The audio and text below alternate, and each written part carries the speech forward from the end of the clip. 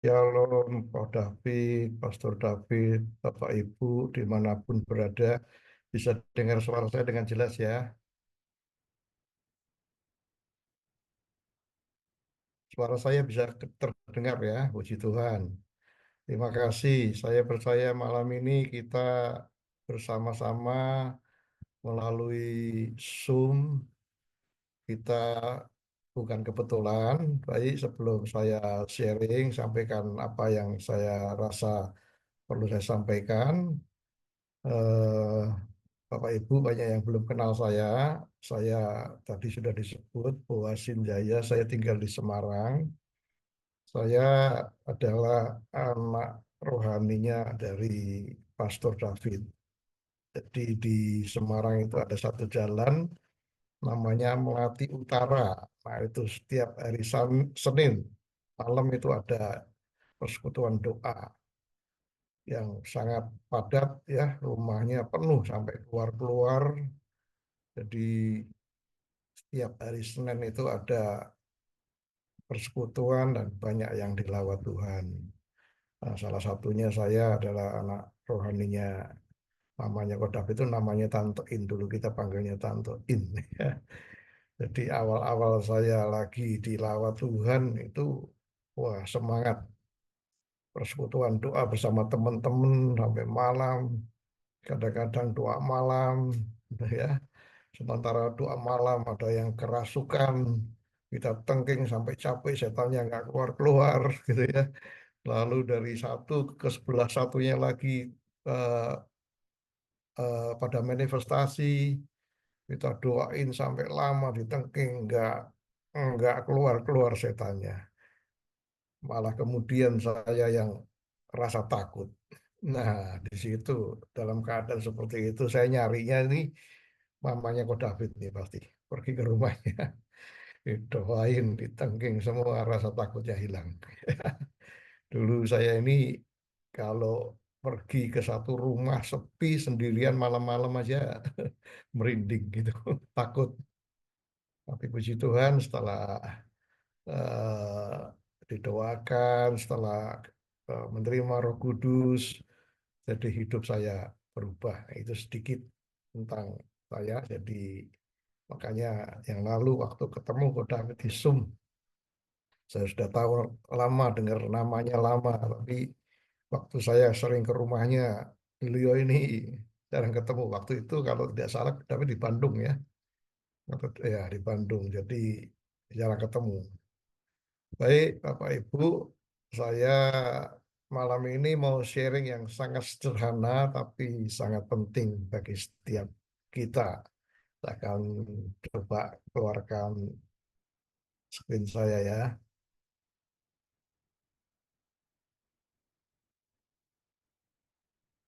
Ya, malam ini saya mau sharing tentang The Secret Power of Prayer. Jadi ada satu kuasa, ada rahasia kuasa di dalam doa.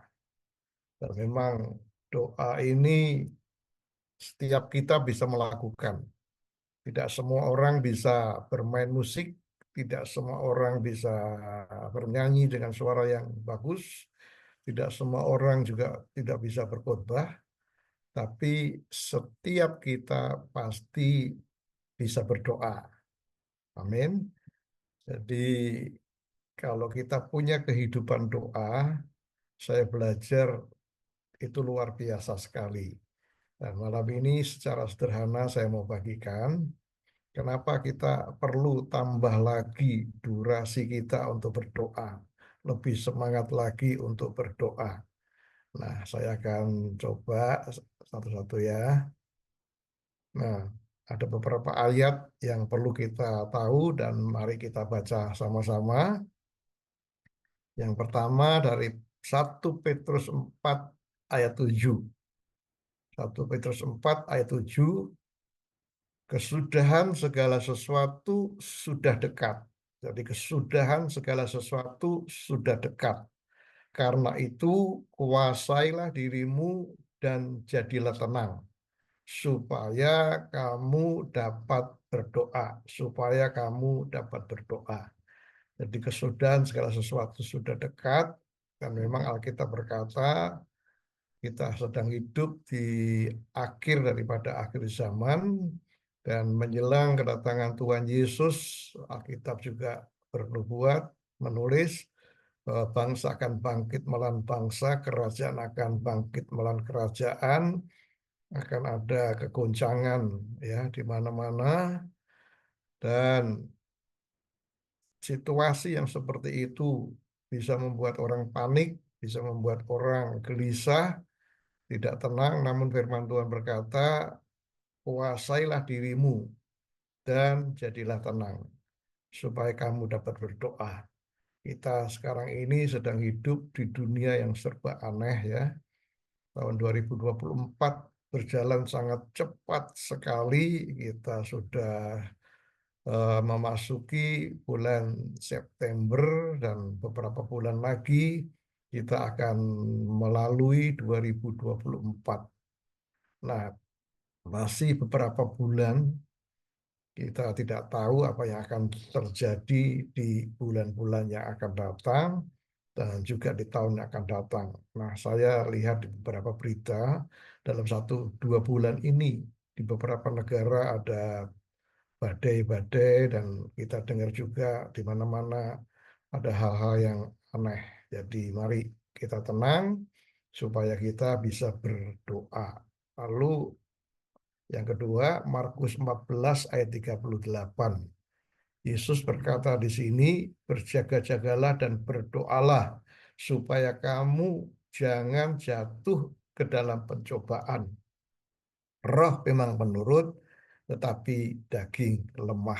Nah, perkataan ini disampaikan oleh Tuhan Yesus ketika Tuhan Yesus ada di waktu berdoa bergumul di Taman Getsemani ya, bersama murid-muridnya. Tapi ketika Yesus berdoa, itu berat yang akan dihadapi, tapi murid-muridnya pada tidur. Nah, salah satu apa yang dikatakan Yesus di sana, Yesus berkata kepada Petrus, tidakkah kamu dapat sanggup doa bertahan 1 jam saja? Jadi kalau kita tidak berdoa, kata Tuhan Yesus ya, bisa jatuh dalam pencobaan. Jadi doa itu sangat penting. Yesus juga berkata, ayo berdoa. Lalu ayat yang ketiga, 1 Tesalonika 5 ayat 17. Ini ayat yang paling pendek mungkin ya. Tetaplah berdoa. Jadi, mari percaya Bapak Ibu, saudara sekalian, dimanapun berada, kita semua bisa berdoa. Dan doa orang benar ya, doa orang benar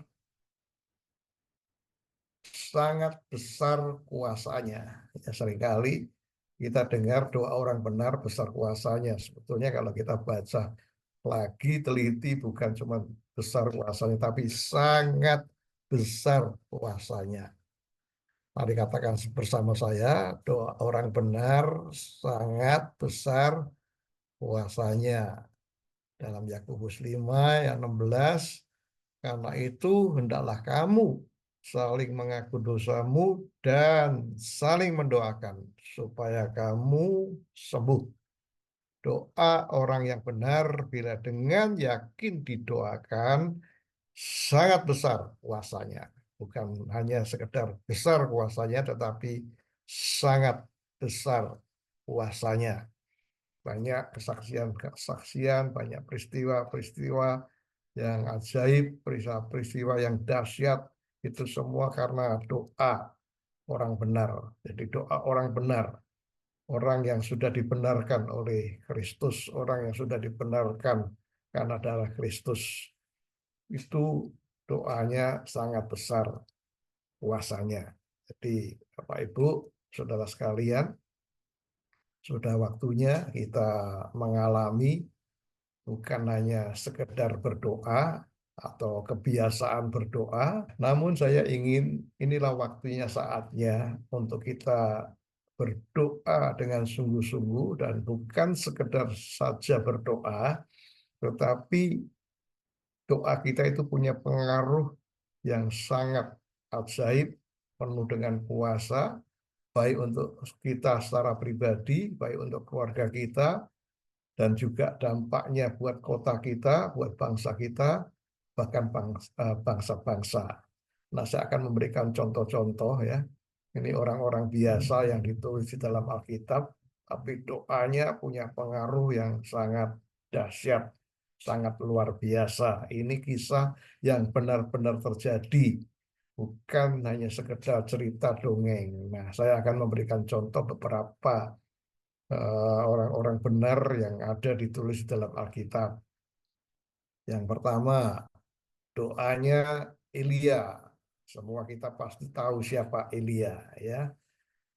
Elia pada zamannya juga mengalami masa yang sulit, masa yang sukar, bahkan kelaparan terjadi. Dan kelaparan itu tidak tahu sampai kapan akan selesai. Namun di tengah situasi yang sulit, yang sukar, yang mereka bisa lakukan hanya berdoa. Dalam Yakobus 5 ayat 17 dan 18, ini ayat yang sangat terkenal. Mari kita baca lagi sama-sama supaya ayat-ayat ini masuk di dalam roh kita, di hati kita, dan mari kita praktekkan. Yakobus 5 ayat 17 dan 18. Mari kita baca sama-sama. Elia adalah manusia biasa, sama seperti kita. Sama seperti kita. Dan ia telah bersungguh-sungguh berdoa. Sungguh-sungguh berdoa. Supaya hujan jangan turun. Dan hujan pun tidak turun di bumi selama 3 tahun dan 6 bulan. Saudara sekalian, coba kita perhatikan ini. Karena doa seorang Elia, hujan itu tidak turun selama 3 tahun dan 6 bulan. Kemudian ayat 18, lalu ia berdoa pula, dan langit menurunkan hujan, dan bumi pun mengeluarkan buahnya. Dahsyat, luar biasa. Jadi doa orang biasa dikatakan sama seperti kita. Sungguh-sungguh berdoa. Pengaruhnya hujan tidak turun. Pengaruhnya juga berdoa hujan turun. Ini Elia. Lalu yang kedua adalah doanya Yosua. Kita tahu siapa Yosua. Yosua adalah pengikutnya Musa. Pada zaman itu bagaimana Musa membawa bangsa Israel dari Mesir menuju tanah perjanjian. Mereka melewati banyak tantangan, rintangan, musuh-musuh yang ada di depan, dan tidak mudah untuk Musa membawa mereka. Namun Yosua ini membantu Musa. Dan di sini ketika Yosua dihadapkan dengan peperangan, dihadapkan dengan masalah yang serius, yang mereka lakukan adalah berdoa. Nah, kita lihat doanya Yosua. Orang biasa juga, orang yang sudah dibenarkan oleh Allah. Yosua 10 ayat 12 sampai 14. Kita baca lagi sama-sama ya. Lalu Yosua berbicara kepada Tuhan. Pada hari Tuhan menyerahkan orang Amori itu kepada orang Israel. Ia berkata di hadapan orang Israel, matahari berhentilah di atas Gibeon, dan engkau bulan di atas lembah Ayalon. Ayat 13, maka berhentilah matahari dan bulan pun tidak bergerak sampai bangsa itu membalaskan dendamnya kepada musuhnya. Bukankah hal itu telah tertulis dalam kitab orang jujur? Matahari tidak bergerak di tengah langit dan lambat-lambat terbenam kira-kira sehari penuh. Permohonan seorang manusia biasa yang namanya Yosua pada zamannya. Tuhan mengabulkan doanya Yosua. Ayat yang ke-14, belum pernah ada hari seperti itu, baik dahulu maupun kemudian, bahwa Tuhan mendengarkan permohonan seorang manusia secara demikian. Sebab yang berperang untuk orang Israel ialah Tuhan. Amin. Bapak Ibu, saudara sekalian, ini dahsyat luar biasa. Matahari, bulan dapat diperhentikan hanya lewat doa, doa seorang manusia biasa. Tuhan mendengar, Tuhan mengabulkan. Elia berdoa, hujan tidak turun. Yosua berdoa selama 1 hari penuh. Matahari tidak bergerak, bulan tidak bergerak. Coba kita renungkan. Seringkali kita eh, berdoa, namun Bapak Ibu, biarlah doa yang kita naikkan bukan hanya rutinitas, bukan hanya tanggung jawab, bukan hanya sekedar berdoa. Kalau sedang lagi masalah ada, doanya lebih serius lagi. Nah, mari kita berdoa lebih daripada biasanya. Jadi, baik Elia maupun Yosua, dampaknya sangat luar biasa. Sekali lagi, doa orang benar sangat besar kuasanya. Lalu contoh yang ketiga, doanya Daniel. Kita tahu juga pada zamannya Daniel ada masalah yang sangat berat juga. Daniel juga dijadikan tawanan dan tidak ada yang bisa dilakukan lebih daripada yang lain-lainnya kecuali hanya berdoa. Karena doa itu besar kuasanya. Kalau kita berdoa, Tuhan bergerak, Tuhan bertindak, itu hal yang ajaib, sangat dahsyat. Mari kita lihat Daniel 6 ayat yang ke-11. Boleh lagi kita baca sama-sama dari tiap ruang-ruang kita, rumah-rumah kita. Daniel 6 ayat 11. Demi didengar Daniel bahwa surat perintah itu telah dibuat, pergilah ia ke rumahnya. Dalam kamar atasnya ada tingkap-tingkap yang terbuka ke arah Yerusalem. 3 kali, 3 kali, 3 kali saja ya, bukan 5 kali. 3 kali sehari ia berlutut berdoa serta memuji Allahnya seperti yang biasa dilakukannya. Ini yang keren. Seperti yang biasa dilakukannya. Seperti yang biasa dilakukannya. Apa itu? Berlutut, berdoa, memuji Allah yang maha besar.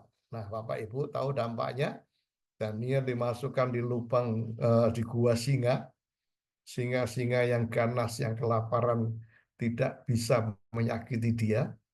Dan ada lagi yang dahsyat ketika Daniel berdoa, itu pahlawan, ya, pahlawan perang surga itu khusus datang menemui Daniel, menolong, menjawab doa Daniel. Bayangkan, renungkan Bapak Ibu, firman Tuhan, pesan Tuhan yang saya sampaikan malam ini so very simple, sangat sederhana.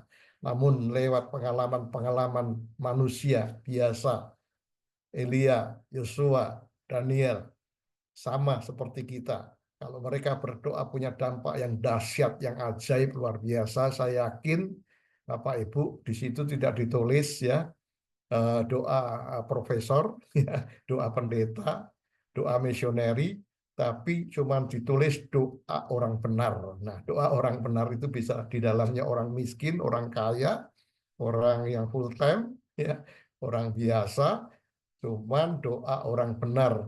Nah, kita ini oleh darah Kristus, oleh kasih karunia Kristus, oleh anugerah Kristus, kita dibenarkan. Sehingga kita semua adalah orang-orang benar.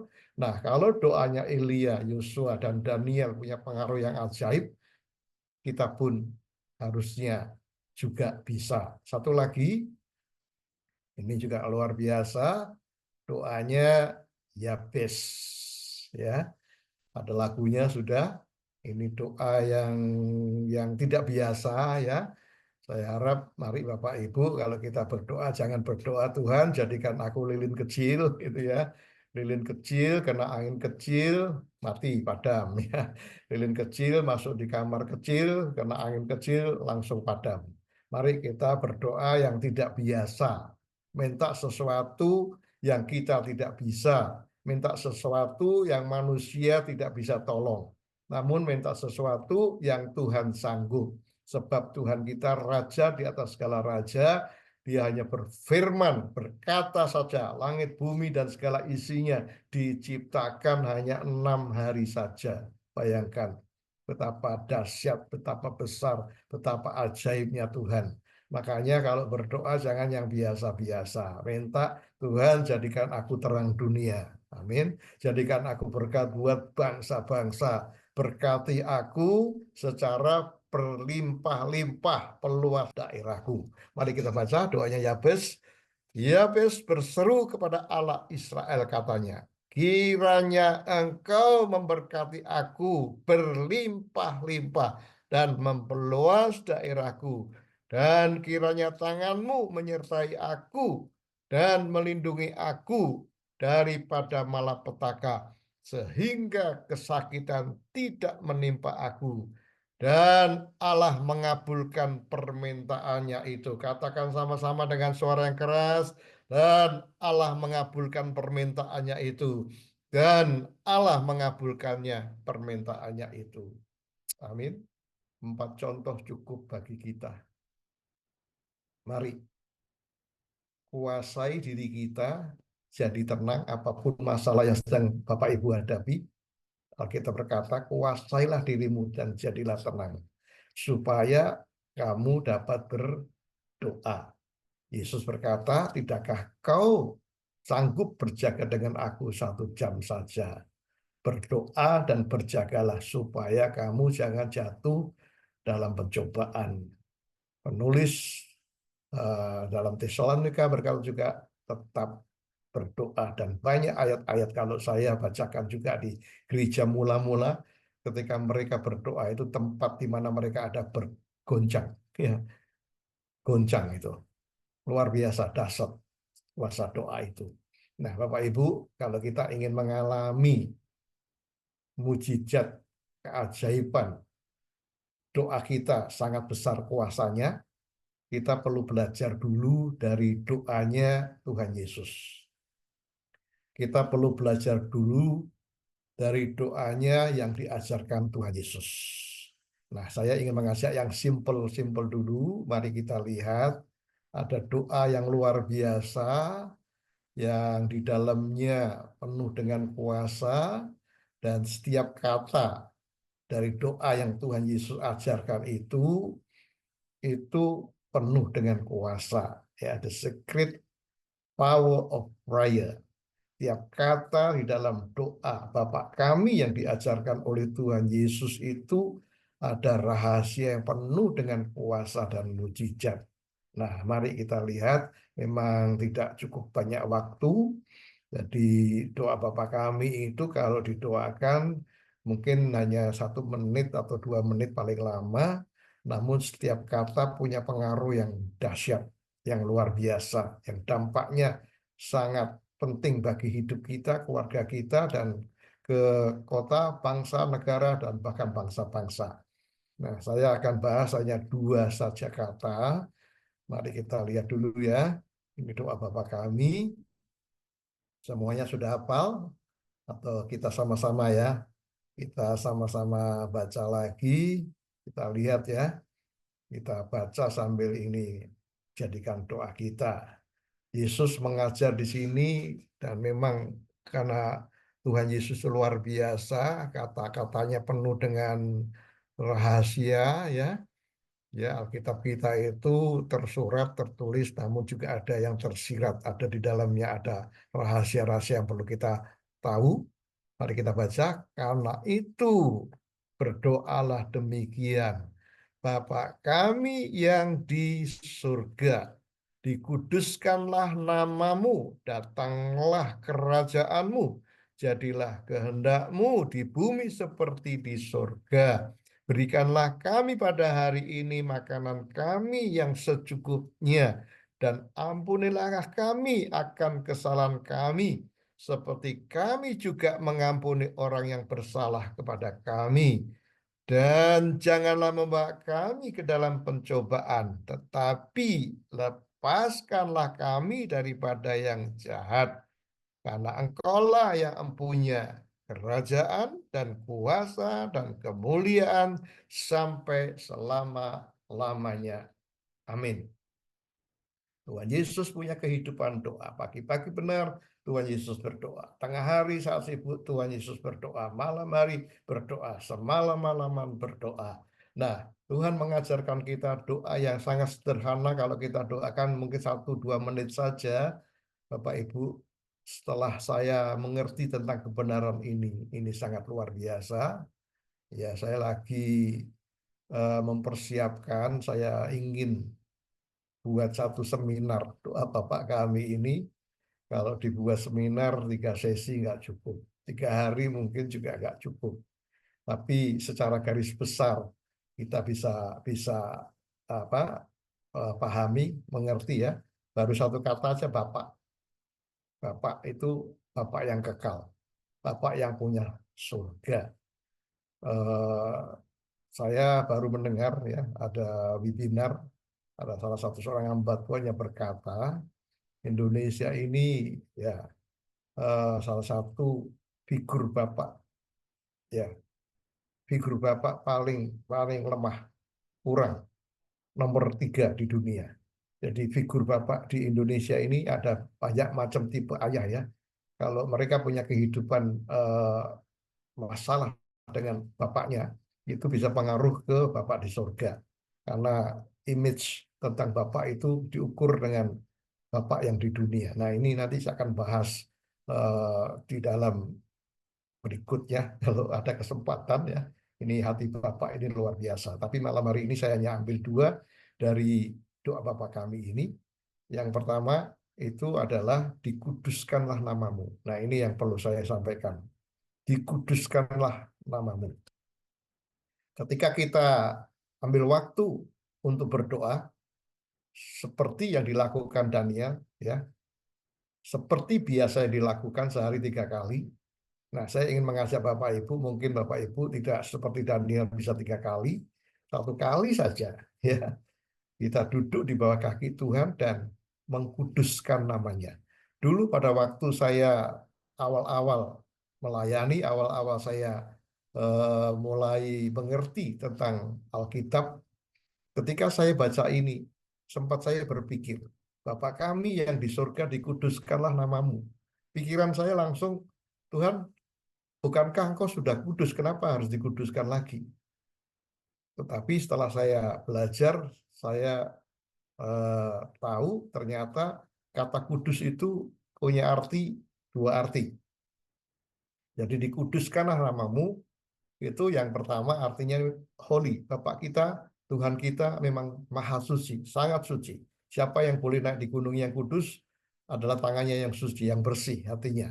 Dan bagaimana kita bisa suci? Kita bisa disucikan oleh darah Kristus. Dan nanti dari doa yang diajarkan Tuhan Yesus di situ, nah, kedua, arti kata kudus di sini dikhususkan, dipisahkan. Jadi saya ingin menyampaikan yang kedua ini Bapak Ibu, dan itu akan mencakup semuanya nanti, dan pengaruhnya doa kita akan sangat luar biasa, sangat besar kuasanya. Kata dikuduskan namamu, ya, dikuduskan namamu. Kita perlu mengkhususkan nama Tuhan. Namanya ajaib, namanya maha besar, namanya penuh dengan kuasa. Ya, khususkan nama Bapa di surga. Ini ada beberapa nama ya, yaitu Elohim, dia El Shaddai, dia Adonai, ya Yahweh, dia Jehovah. Nah, ada beberapa ini sedikit saya cepat akan sampaikan ya. Dikhususkan nama Bapa di surga. Nah, itu yang pertama Jehovah Makades. Itu artinya Tuhan yang menyucikan. Dia holy, kalau kita ingin duduk di bawah kakinya untuk masuk di ruang maha kudusnya, kita perlu darah Kristus dan dia adalah Jehovah Makades yang siap menyucikan kita. Lalu cepat saja yang kedua dia Jehovah Sidkinu. Setelah dia menyucikan kita, sehingga kita dibenarkan. Ya, Tuhan yang membenarkan kita, sehingga kita menjadi orang yang benar. Lalu yang ketiga, dia Jehovah Shalom, Tuhan damai sejahtera kita. Tanpa disucikan, tanpa dibenarkan, tidak ada shalom. Orang Kristen punya salam yang keren, shalom, shalom di mana-mana. Namun kalau mereka masih hidup dalam dosa, hidup dalam kenajisan, belum disucikan, belum dibenarkan, shalomnya tidak punya dampak. Tetapi kalau kita dibenarkan, kita disucikan, shalom itu mengalir dari hati kita, dari hidup kita. Lalu yang keempat, Bapak Ibu, dia adalah Jehovah Shammah, Tuhan Maha Hadir. Saya percaya Tuhan Yesus, Roh Kudus, Aba, Adonai hadir di setiap ruang kita malam hari ini. Dia Maha Hadir. Dia lihat kita. Dia ada bersama dengan kita. Jadi Tuhan tidak bisa dibatasi oleh waktu, tembok, jarak. Dia Maha Hadir. Yang kelima, dia Jehovah Rohi. Tuhan adalah gembalaku. Yang kelima ini aja sangat sederhana. Kalau Bapak Ibu baca Mazmur 23 aja dimulai, Tuhan adalah gembalaku, tak akan kekurangan aku. Baru ayat-ayat kata-kata di bawahnya sangat luar biasa. Ketika kita masuk seperti Daniel, berdoa, berlutut, cari Bapa di surga, khususkan namanya. Namanya yang menyucikan kita, namanya yang membenarkan kita, namanya yang memberikan kita damai sejahtera. Dia hadir saat kita menyebut namanya, dan dia adalah gembala kita. Apa yang menjadi kebutuhan Bapak Ibu, saudara sekalian? Bukan sekedar makan, minum, harta, kekayaan, namun kebajikan, kemurahan juga akan mengikuti kita. Itu janji, itu eh, ciri khas gembala kita yang Mazmur 23 katakan. Baru yang keenam, dia adalah Jehovah Rafa, Tuhan penyembuhku, Tuhan yang menyembuhkan kita saat kita cari Tuhan, khususkan namanya. Kita alami keajaibannya, dan sakit pun disembuhkan, mujizat bisa terjadi, kesembuhan terjadi baik secara rohani maupun secara jasmani. Lalu cepat saja, dia adalah Jehovah Jireh, Tuhan yang menyediakan, Tuhan yang sanggup mengadakan dari tidak ada menjadi ada. Jadi apa yang menjadi keperluan kita, kebutuhan kita, apa yang menjadi permohonan kita, dia Jehovah Jireh, sanggup mengadakan dari tidak ada menjadi ada. Rumah murah kita nggak bisa beli, rumah mahal bisa beli. Siapa yang bayar? Jehovah Jireh yang menyediakan. Hari-hari ini biarlah tiap kita punya kerinduan yang besar seperti Yabes, punya punya kepercayaan yang dahsyat seperti Yosua, ya, bukan yang kecil-kecil, bukan yang biasa-biasa.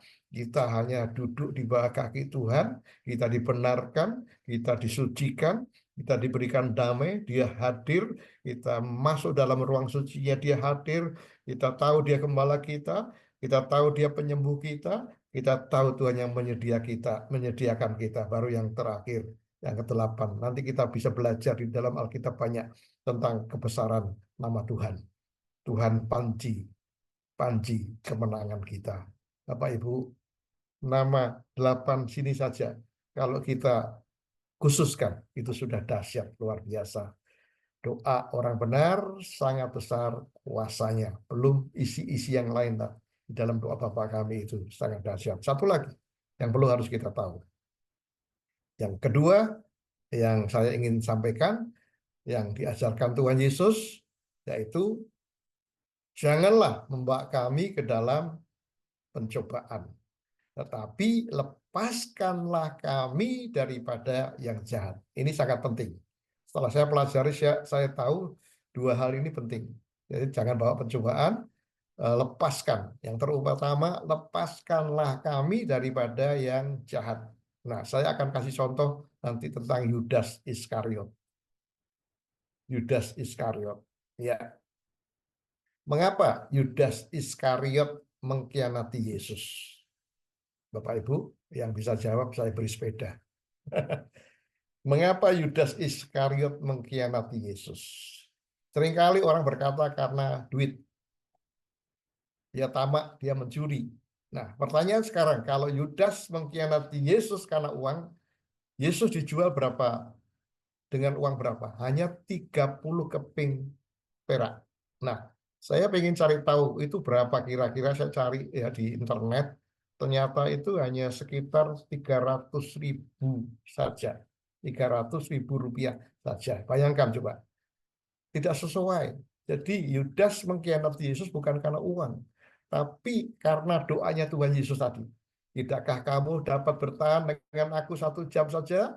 Berdoa dan berjagalah supaya kamu jangan jatuh dalam pencobaan. Nah, dalam Lukas 1, itu ketika Sakaria dipenuhi dengan Roh Kudus, Sakaria bernubuat tentang lawatan Tuhan.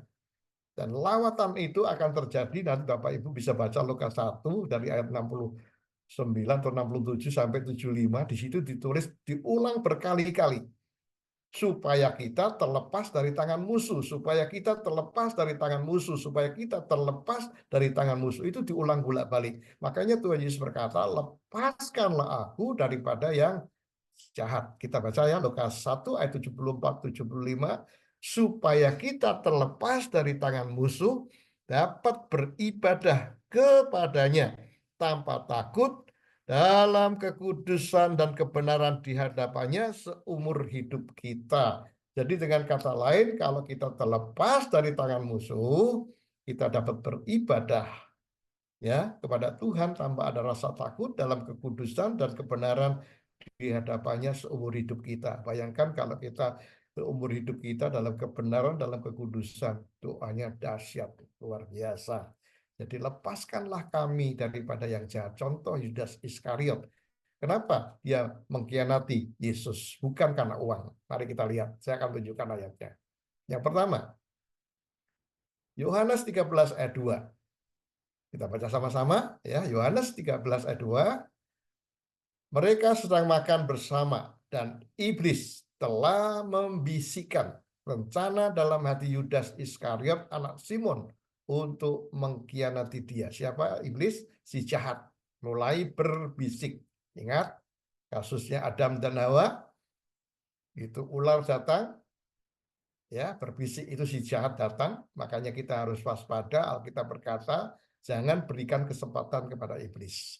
Lalu yang kedua, Lukas 22 ayat 3. Maka masuklah iblis ke dalam Yudas yang bernama Iskariot, seorang dari ke-12 muridnya itu. Nah, coba dilihat ini ya. Ayat Yohanes 13:2, lalu Lukas 22 ayat 3.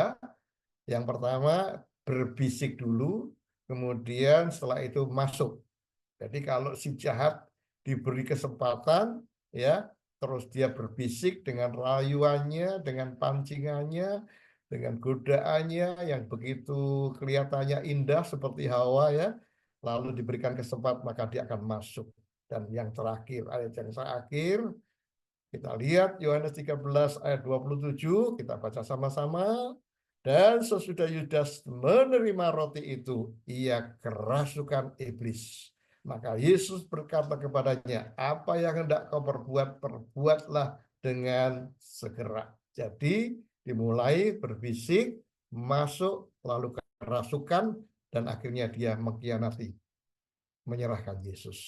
Itulah sebabnya Bapak Ibu, kalau doa kita, doa orang benar sangat besar kuasanya, kita perlu belajar dulu, kita perlu khususkan nama Bapa di surga, dia itu yang membenarkan kita, dia itu yang menguduskan kita, dia yang membenarkan kita, dia memberikan damai, sejahtera bagi kita, dia hadir saat kita sebut namanya, kita khususkan namanya, dia adalah gembala kita, Jehovah Rohi, dia adalah Jehovah Rafa, penyembuh kita, dia Jehovah Jireh, menyediakan, dia sanggup mengadakan dari tidak ada menjadi ada, dan dia Jehovah Nisi.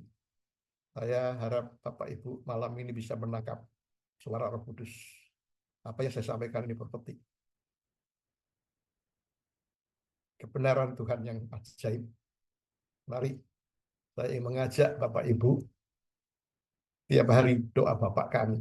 Renungkan setiap kata, khususkan namanya. Dan salah satu yang penting untuk kita doakan setiap hari yang diajarkan Yesus ini, jangan bawa kami ke dalam pencobaan.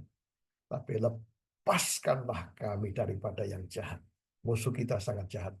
Dia datang tidak dengan muka yang seram, tapi dia bisa dengan bujuk, rayu, tipu, muslihat. Dia bisa menyamar sebagai malaikat terang. Bapak Ibu, jadi kita harus tajam, peka hari-hari ini, tenang, kuasa di diri kita doa. Kita belajar dari doa yang diajarkan Tuhan Yesus.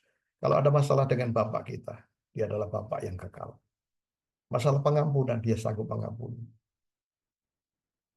Masalah kerajaan Allah, lengkap. Tapi mari kita mulai khususkan namanya. Supaya kita terlepas daripada yang jahat. Dan doa kita penuh dengan kuasa. Saya tidak tahu bagaimana keadaan Bapak Ibu Saudara sekalian. Apapun pergumulan Anda, apapun masalah Anda, tidak ada masalah yang tidak bisa diselesaikan. Kita punya Yesus yang ajaib. Kita punya Tuhan yang maha besar. Mari mulai khususkan namanya. Seperti yang dilakukan Daniel. Sehari 3 kali dia berlutut, dia memuji, dia merendahkan dirinya. Dan saya percaya kalau itu kita lakukan, sangat besar kuasanya. Amin. Mari kita doa. Masing-masing di dalam ruangan. Kalau Anda sudah terima Roh Kudus, doa dalam bahasa roh. Kalau belum, ingat namanya tadi. Dia yang membenarkan kita. Dia menyucikan kita. Dia yang memberi damai. Dia adalah gembala kita. Dia maha hadir saat kita sebut namanya, khususkan namanya. Dia hadir. Dia adalah gembala kita. Dia Jehovah Roi. Dia adalah Jehovah Rafa, penyembuh kita. Dia adalah Jehovah Jireh yang menyediakan, sanggup mengadakan. Dan dia adalah Jehovah Nisi. Kita terlepas dari si jahat. Hingga kita lewat hidup kita lebih daripada pemenang.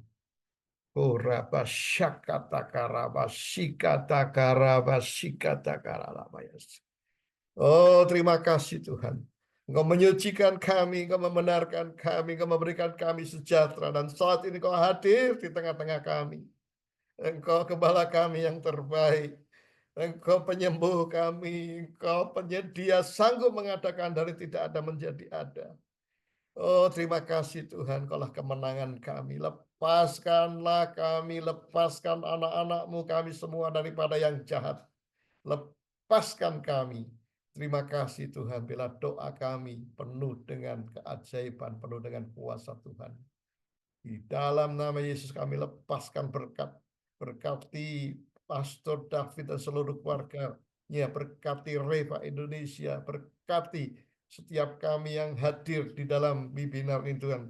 Berkati lewat ibadah Zoom ini. Dalam nama Yesus Kristus Tuhan.